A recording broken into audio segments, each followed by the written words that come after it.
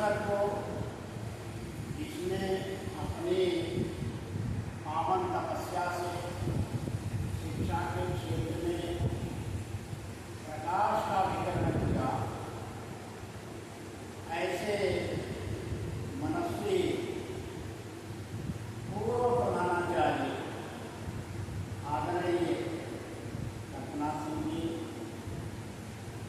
और जिनका जीवन समाज सेवा में सभी कार्यक्रमों में अपनी उपस्थिति से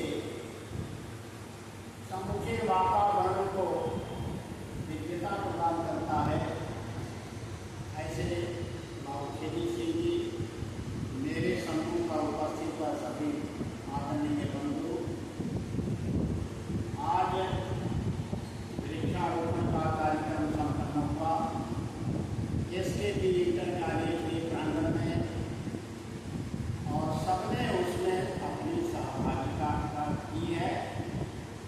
इस अवसर पर मैं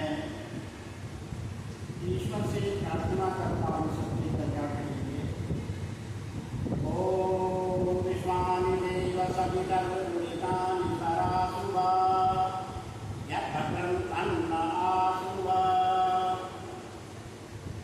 भारत की संस्कृति अरण्य संस्कृति रही है, वन की संस्कृति, जंगल की संस्कृति, आश्रमों की संस्कृति, जिसमें अनेक स्वनामधन्य ऋषियों ने तपस्या करके जीवन का मंथन किया। ज्ञान के क्षेत्र में वेद से लेकर के पुराण, उपनिषद, दर्शन, इतिहास, संस्कृति, कला के क्षेत्र में जो आज हमारे लिए प्रेरणा का स्रोत बने हुए हैं। हमारी दृष्टि शिक्षा के क्षेत्र में काम करते हुए बराबर सहज ढंग से शिक्षा के साथ जुड़े हुए उन आश्रमों की ओर चली जाती है, जहाँ जंगलों में, वनों में ऋषियों के आश्रम हुआ करते। हमारा जो समूचा जीवन है वो 4 भागों में बटा हुआ। 4 आश्रमों में हमारा जीवन विभक्त है। ब्रह्मचर्य, गृहस्थ, वानप्रस्थ, संन्यास।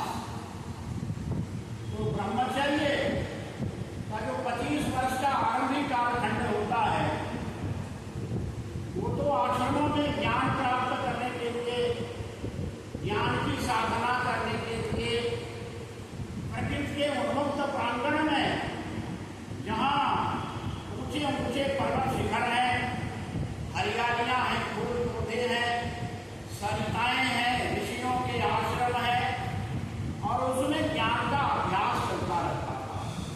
चाहे वो धनुर्वेद हो, आयुर्वेद हो, चाहे ज्ञान की कोई भी जो स्थितियाँ ऋषियों के द्वारा समाज को सबल बनाने के लिए, स्वस्थ बनाने के लिए हुआ करती थी, उनसे हमारा आरंभिक जीवन ब्रह्मचर्य आश्रम जुड़ा हुआ था। वहाँ भी हमारे सखा ये वृक्ष हुआ करते, वनस्पतियाँ हुआ करती थी, उनकी छाया, उनके पत्ते, फूल, फल और उनका सौंदर्य, प्राकृतिक सौंदर्य, उसी परिवेश में ज्ञान की साधना